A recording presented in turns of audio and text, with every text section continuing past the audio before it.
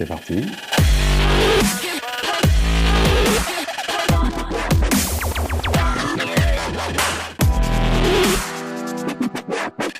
Pour moi, ce sont des pionniers, dans le sens où c'est des gens qui ont non seulement compris l'importance des bouleversements qui sont déjà en train d'affecter l'environnement des entreprises, mais qui ont commencé à mettre en place des actions, qui se projettent et puis qui réfléchissent de manière collective. Ici, on est dans la salle du trésor de la cathédrale Saint-Pierre de Rennes, où l'entreprise Crézé a fait la grille qui est derrière moi. Mais d'une manière générale, ça fait plus de 35 ans que l'entreprise Crézé travaille dans la cathédrale. Donc c'est un lieu emblématique pour nous. Mon job, je dirais, dans l'entreprise, c'est de nourrir du savoir-faire. C'est-à-dire d'aller trouver des chantiers intéressants qui vont permettre de pratiquer ce savoir-faire.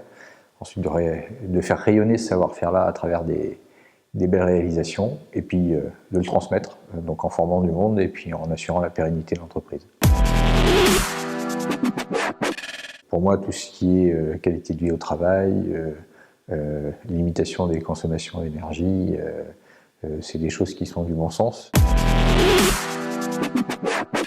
Pour moi, c'est une évidence, c'est-à-dire que si on ne s'occupe pas de l'ensemble des aspects de l'environnement de l'entreprise, et puis de ses parties prenantes, on travaille à courte vue. Il se trouve que moi j'ai repris une entreprise qui a plus de 120 ans, enfin 125 cette année, et que j'ai pas l'intention d'être le dernier de la lignée, et donc la pérennité long terme de l'entreprise, c'est ce qui est le plus important pour moi.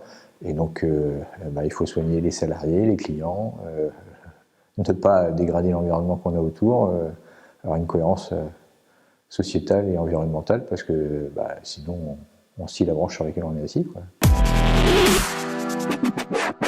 Ce qui m'inspire, moi, c'est une pratique d'art martial que je fais depuis plus d'une vingtaine d'années, ça s'appelle l'aïkido.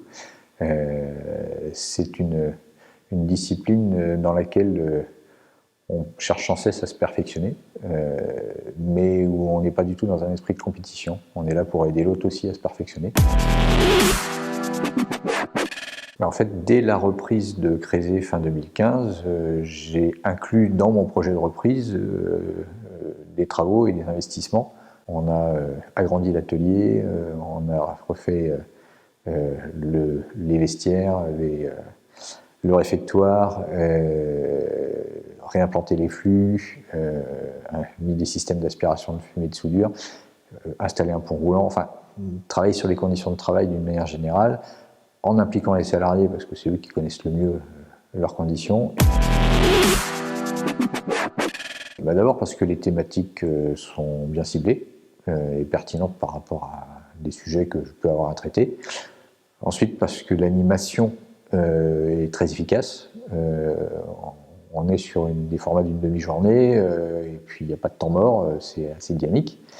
On a des experts de qualité qui interviennent, et puis les échanges sont extrêmement riches.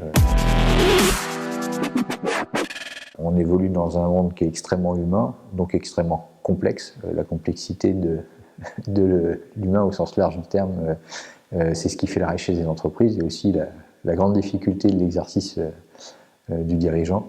Et donc je mets ça en parallèle avec la complexité de l'environnement dans lequel on évolue, ne serait-ce que la nature tout simplement.